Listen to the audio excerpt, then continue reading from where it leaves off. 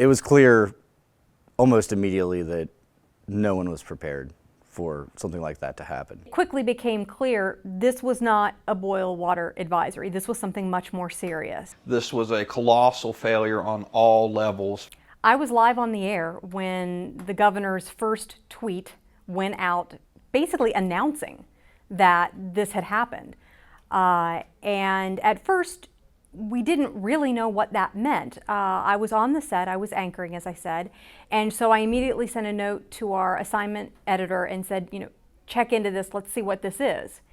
And finished anchoring the rest of that segment of the newscast. During the commercial break, came out, checked in, we'd gotten a little more information, we'd confirmed that yes, this came from the governor's office and it is a do not use order, which is different than a boil water advisory, which is, I think, what a lot of people maybe wondered at first, is this just a boil water advisory? We get those all the time.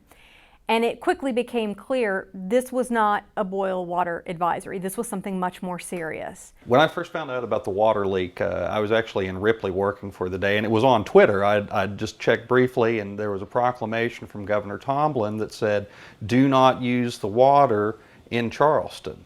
And that was really kind of the gist of it. I didn't know what else to expect, and I was just looking for more answers, as everybody was, I'm sure, but it was just kind of a panic thing, thinking that the water is out. There is no water. Do not use your water. What happens here, where we get a lot of rainfall, we take water for granted. We're rarely under water stress in terms of water quantity stress. We just have so much water, and that water has a dilution value to it, so it dilutes our pollution. But what we saw from that chemical spill is that when we don't have water, it creates a serious, serious situation, and not one that's just, environmentalists care about it. Everybody cares about it. Citizens care about it. Businesses care about it. It's wildly important to us, and we see it when we realize it when it's gone, or when it's not available to us. That was the first thing that the chemical spill told us, is just how valuable it is. In short, it was a mess. It was a mess. I was lucky. I had water. But that meant I was sort of ground zero for people who needed showers, who needed to fill up water bottles, for people who just kind of wanted a place where they could get away from the no water situation wherever they were and feel a sense of normalcy for a little bit. So I was very, very fortunate. But our staff, our reporters, their families, many of them, I think nearly all of them, they lived in apartments and in homes where they didn't have water either. So this was a story that they were covering, but they were also experiencing firsthand.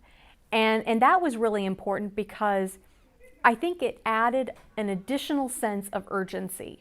Well, in Charleston, I got a sense of uneasiness, to begin with, because most people understood that it was going to be a while before this really had any sort of conclusion.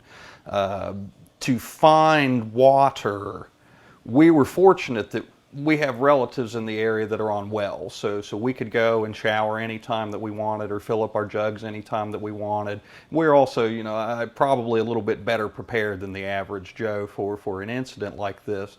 But seeing the infrastructure come into place basically for emergency water rationing was interesting, not only because no one was prepared for it, but also trying to fathom what it was like to be completely cut off, to not have an appropriate supply of drinking water, or to only have to be able to shower in a public space every couple of days if you're lucky. But I do think that it's in the back of everyone's mind every day. And I think it's going to be in the back of everyone's mind.